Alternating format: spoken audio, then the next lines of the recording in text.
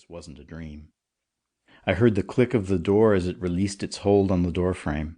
I took a deep breath and didn't exhale, as if holding my breath would somehow create a protective shield around me.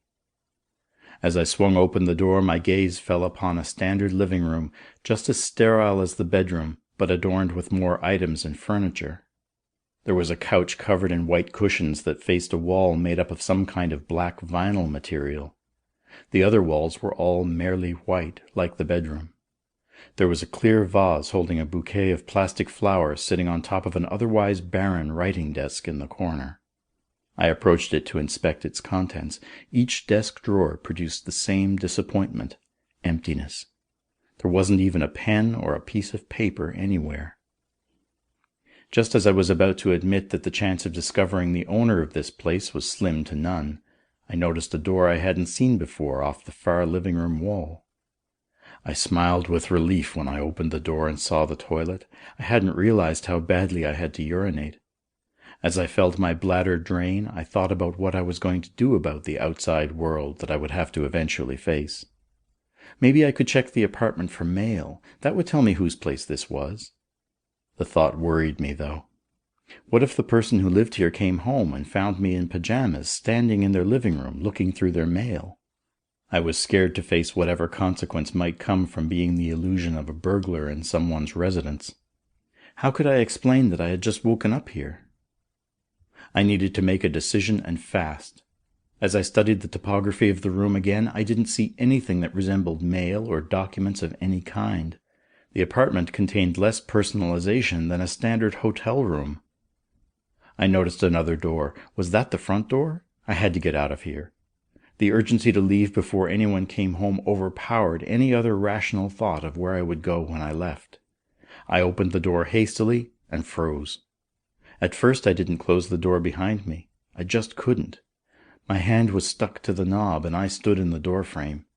The Beatles playing Hey Jude in the front lawn would have been an easier scenario to swallow than what I actually saw. Yet despite my surprise, somewhere inside my head, I knew that this was not a dream. It was all too real. I could taste it. I could see it. I was looking at Isabella Creek all right. I could always recognize Isabella Creek. The only time I hadn't called this small town home was during my 4 years at the University of Michigan in Ann Arbor. Even then I still came back every summer to see Julie. Isabella Creek was what once may have been considered a sleepy town. It might not have had any designated tourist attractions, but families from all over New England visited in the summer to relax and enjoy the tranquil atmosphere. What I saw in front of me was not the Isabella Creek of 1981 that I knew and loved. This version of my town seemed pumped full of steroids. When the doorknob slipped out of my hand, the front door slammed shut and I jumped. I realized that the home behind me was a townhouse, not an apartment as I had originally thought. I was somewhere on Greenwood Avenue. I could see the familiar sharp curve in the road about 50 yards to my right. Sacred Heart Church on the corner of Greenwood and Cohen Avenues looked familiar at least. It was the same building all right, but it looked about 100 years older. I walked across the green grass in front of the townhouse. Something didn't feel quite right underneath my feet. The grass felt too stiff. The trees that lined Greenwood Avenue looked too perfect. Isabella Creek normally didn't have any excess funds to manicure public landscaping this well. As I reached the sidewalk, I looked down the street toward the intersection again. Every house was square, sterile, and a shade of white. Near the curve in the road and back toward Sacred Heart, one house after another was white and square, white and square, white and square. Only the vibrant colors of flowers broke up the monotony.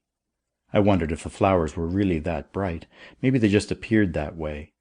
I felt like I was staring at cardboard cutouts. I couldn't put my finger on why. I touched the grass, which was as stiff and coarse as I had expected. I gently tried to break off a blade, but it wouldn't budge. I inspected it even more closely. Beyond the blade of grass wasn't dirt, as I had suspected, but some kind of rubber substance. AstroTurf, maybe? I inhaled sharply through my nose. Plastic. Anyone driving by might have thought I had lost my marbles, so I stood up quickly and decided that the lawn was really none of my concern.